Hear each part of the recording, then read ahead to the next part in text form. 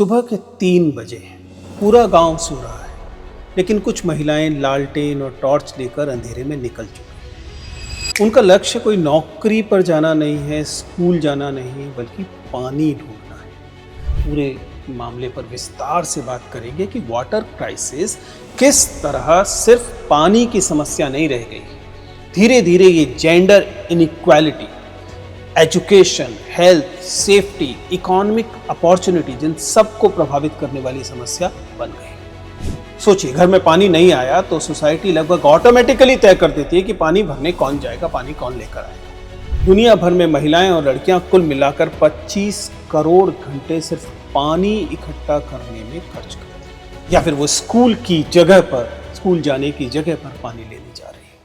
सुबह के 3 बजे पूरा गांव सो रहा है, लेकिन कुछ महिलाएं लालटेन और टॉर्च लेकर अंधेरे में निकल चुकी। उनका लक्ष्य कोई नौकरी पर जाना नहीं है, स्कूल जाना नहीं है, बल्कि पानी ढूंढना है।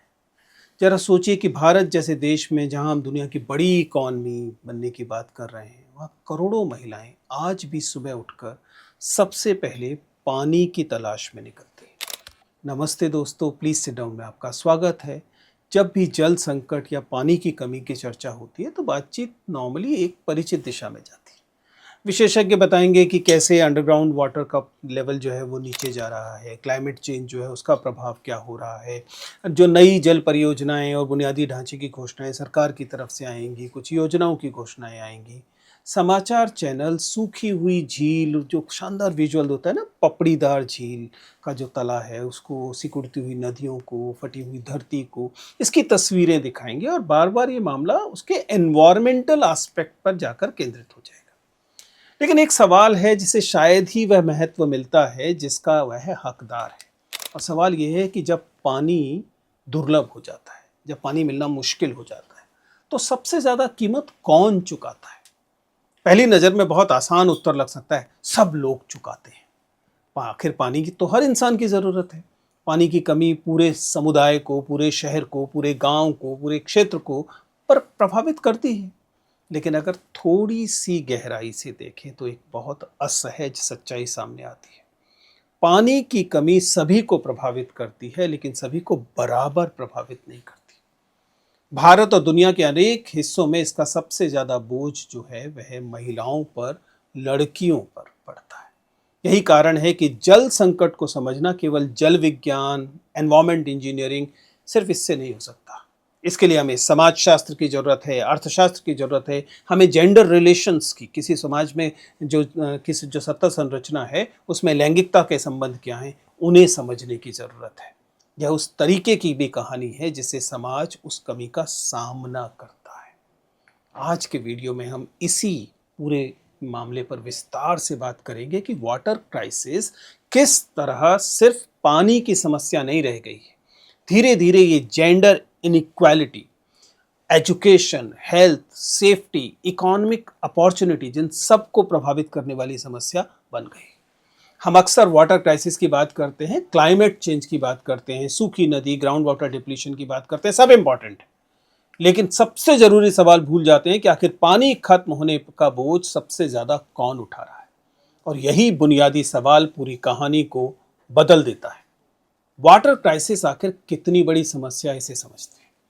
भारत के पास लगभग 18% आबादी है। पूरी दुनिया की पॉपुलेशन का 18% भारत में है। लेकिन पूरी दुनिया का जो फ्रेश वाटर रिसोर्सेज है उसका केवल 4% भारत में है।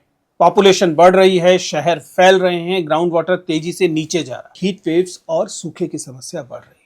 लेकिन सबसे इंटरेस्टिंग बात यह है कि पानी की कमी सबको बराबर प्रभावित नहीं कर रही। क्यों महिलाओं को सबसे ज्यादा बोझ पड़ता है? यूनेस्को और दूसरी रिपोर्ट साफ साफ बताती है कि जिन हाउस होल्ड्स में घर में पानी उपलब्ध नहीं होता, वहां 70% मामलों में पानी लाने की जिम्मेदारी महिलाओं और लड़कियों पर होती है। सोचिए, घर में पानी नहीं आया तो सोसाइटी लगभग ऑटोमेटिकली तय कर देती है कि पानी भरने कौन जाएगा, पानी कौन लेकर आएगा। जवाब अक्सर होता है, महिलाएं लेकर आएंगी, लड़कियां लेकर आएंगी। और वाटर क्राइसिस धीरे धीरे क्या बन जाता है? जेंडर क्राइसिस बन। 25 करोड़ घंटे, 25 करोड़ घंटे, 250 मिलियन आवर्स, एक शॉकिंग रियलिटी है। दुनिया भर में महिलाएं और लड़कियां कुल मिलाकर 25 करोड़ घंटे सिर्फ पानी इकट्ठा करने में खर्च करती है। 25 करोड़ घंटे हर दिन। अगर आप थोड़ा सा अर्थशास्त्र जानते हैं तो इस घंटे की मिनिमम वेजेस के आधार पर भी अगर कैलकुलेशन करें तो इसकी कीमत लगाइए। लेकिन इस संख्या का असली मतलब कैसे समझ में आएगा? ये लगभग 28,000 साल के बराबर है। सोचिए, महिलाएं और लड़कियां हर दिन मिलकर 28,000 साल पानी देने में खर्च कर रही हैं। 28,000 साल कुल मिलाकर महिलाएं पीछे हो जा रही हैं, क्योंकि जिस समय दुनिया आगे जा रही होगी, तरक्की कर रही होगी, वो पानी ढूंढ रही है। ये समय एजुकेशन में जा सकता था, जॉब में जा सकता था, स्किल सीखने में जा सकता था, कल्चर में जा सकता था, रेस्ट में जा सकता था। ये सब सर्वाइवल में जा रहा है। और सबसे शॉकिंग बात यह है कि 15 साल से कम उम्र की जो लड़कियां हैं, उनकी संभावना अपने समवय के लड़कों से ज्यादा है। मतलब इनइक्वालिटी एकदम किशोरावस्था में, बचपन में शुरू हो जा रही है। भारत की ग्राउंड रियलिटी क्या है? राजस्थान, बुंदेलखंड, मराठवाड़ा, किसी भी ड्राउट अफेक्टेड गांव की किसी लड़की से बात कीजिए, वह सुबह 5 बजे उठती है, सबसे पहले पानी भरने जाती है, फिर घर का काम करती है, फिर स्कूल जाती है, फिर वापस पानी भरती है, खाना बनाती है और अगला दिन शुरू हो जाता है। कई लड़कियों के लिए स्कूल की घंटी से पहले पानी की बाल्टी आती है। लेकिन अगर आपको लगता है कि सिर्फ इमेजिनेशन है तो महाराष्ट्र के नंदुरबार की रियलिटी देखिए। सतपुड़ा की पहाड़ियों में बसे आदिवासी गांव की महिलाएं पीढ़ियों से सर पर पानी ढो रही हैं।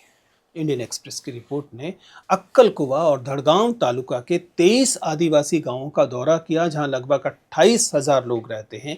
महिलाओं ने बताया कि सिर्फ पीने का पानी लाने के रोज 3 से 4 घंटे लग जाते हैं। कई जगहों में कई बार पानी भरना पड़ता है। कुछ बस्तियों में महिलाएं रात 3 बजे लालटेन और टॉर्च लेकर निकलती है, जैसा मैंने कहा। और दुनिया एआई और ट्रिलियन डॉलर इकॉनमी की बात कर रही है। एकदम अलग बात यह है कि इसी एआई के लिए जो बहुत बड़े बड़े डाटा सेंटर्स बन रहे हैं, उनमें वह पानी जा रहा है जो पानी इन महिलाओं के घर तक पहुंच सकता था। अब कोई पूछता है कि गर्ल्स एजुकेशन पीछे क्यों है, विमेन वर्कफोर्स पार्टिसिपेशन कम क्यों हो रहा है, इकोनॉमिक इक्वालिटी क्यों नहीं आ रही? शायद इसलिए क्योंकि समस्या सिर्फ क्लासरूम की नहीं, पानी की भी है। समझते हैं कि एजुकेशन क्राइसिस कैसे बनता है, यही water crisis.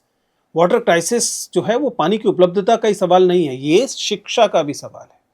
Poor sanitation, toilets की कमी, मेंस्ट्रुअल हाइजीन, इन सब के लिए आपको स्कूल में पानी की ज़रूरत पड़ेगी और स्कूलों में पानी उपलब्ध नहीं है। लड़कियां प्रभावित होंगी, स्कूल से ड्रॉप आउट कर देंगी, या फिर वो स्कूल जाने की जगह पर पानी लेने जा रही है।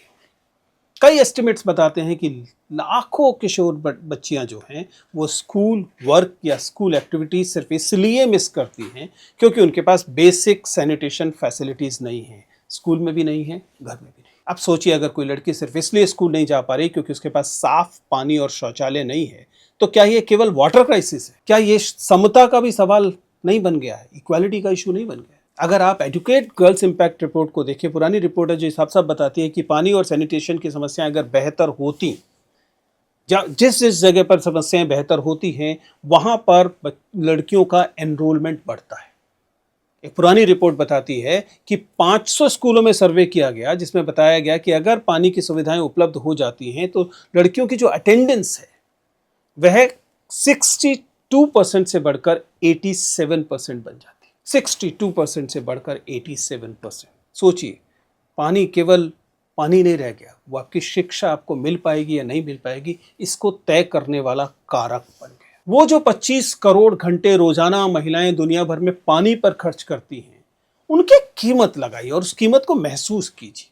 इकोनॉमिक कीमत, आर्थिक कीमत। अगर वह आर्थिक कीमत उन्हें अदा करनी पड़ रही होती तो आप देखेंगे कि सब जगह पानी पहुंच रहा होता, क्योंकि वो कीमत अदा नहीं करनी पड़ रही, वो अनपेड लेबर है, इसलिए आप उसकी बात नहीं करते। इसलिए अगली बार जब भी कोई वाटर क्राइसिस पे बात करे तो सिर्फ सूखी नदियां मत देखिए, सीनिक ब्यूटी में क्या गड़बड़ हो गई ये मत देखिए, खाली रिजर्वायर्स मत देखिए, वो पपड़ीदार तली मत देखिए। यह भी देखिए कि कौन अपनी शिक्षा, अपने स्वास्थ्य की बलि दे रहा है, उसे छोड़ रहा है। अगली बार जब आप नल खोलकर पानी भरें तो एक पल के लिए उन महिलाओं के बारे में सोचिए जिनके लिए पानी अभी नल से नहीं, सर पर रखे घड़े से आता है। वाटर क्राइसिस सिर्फ पानी का संकट नहीं है, यह अपॉर्चुनिटीज़ का भी संकट है, ये डिग्निटी का भी संकट है और ये इक्विटी का भी संकट है।